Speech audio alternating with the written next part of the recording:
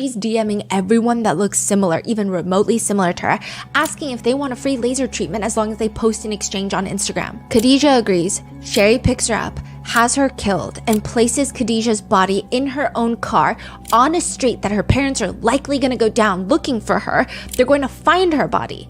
They're going to think it's Sherry because Khadijah's face was so violently disfigured, and everyone's just going to assume it's Sherry because, like, who else would it be? And then Sherry would move on. What does Shakir get out of it? Probably intimate relations, love, who knows? The prosecutors are a little constantly wishy-washy about what Shakir gets out of it, but more on that later. The problem with the doppelganger theory, though, and there's a lot. The first one being, Sherry has 4 criminal defense attorneys.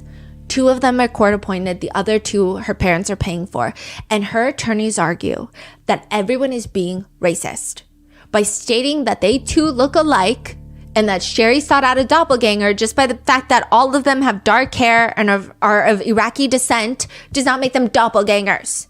So they're saying if they're not doppelgangers, then this whole prosecutor theory of the doppelganger murder falls apart if they're not doppelgangers.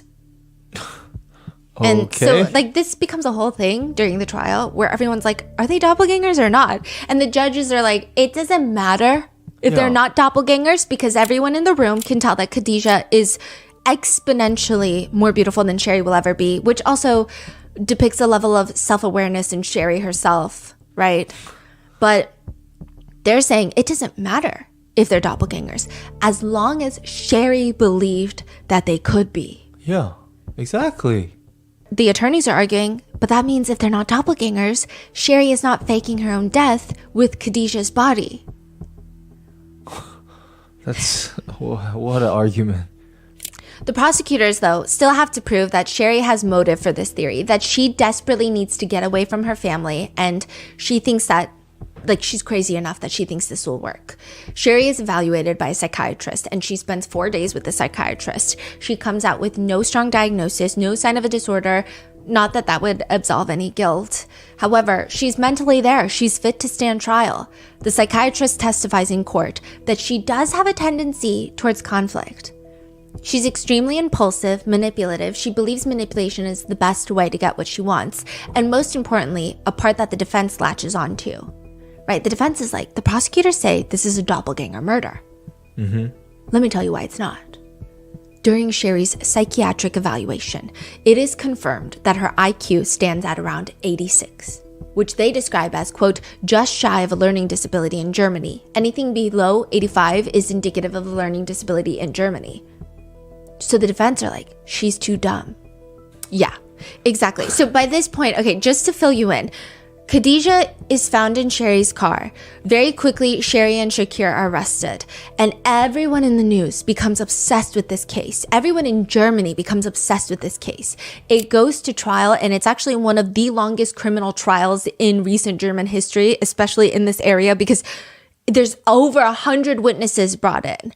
And the confusing part is, it seems like the prosecutors kind of drift between theories of what they think happened. And everyone's just trying to figure out what the hell happened. And the 2 defendants, Sherry and Shakir, Sherry's always lying. Anytime she opens her mouth, you can assume she's lying. She does testify, but nobody believes her. Shakir, dead silent.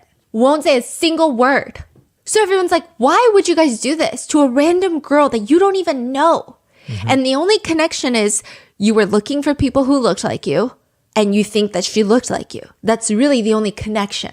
Right. Other than all the physical evidence, right? There's no clear motive. Exactly. Why they're committing the crime. And so every motive that the prosecutors bring about, the defense are just trying to poke holes of like, well, she's too dumb. She's too dumb to carry something like this out. So the defense are like, she barely has a brain, okay? That's what the defense is arguing, which the prosecutors, they start arguing back. We never said she was smart. If she was very, very smart, perhaps she would have realized how horrendous this plan is. But nevertheless, the prosecutors argue the motive is there. Forget intelligence for a second. Sherry has motive. Her life is falling apart. She wants to get away. So she wants someone to take her place for her death. She wants to be dead to her family. The prosecutors bring in about 100 witnesses that testify about Sherry and Shakir.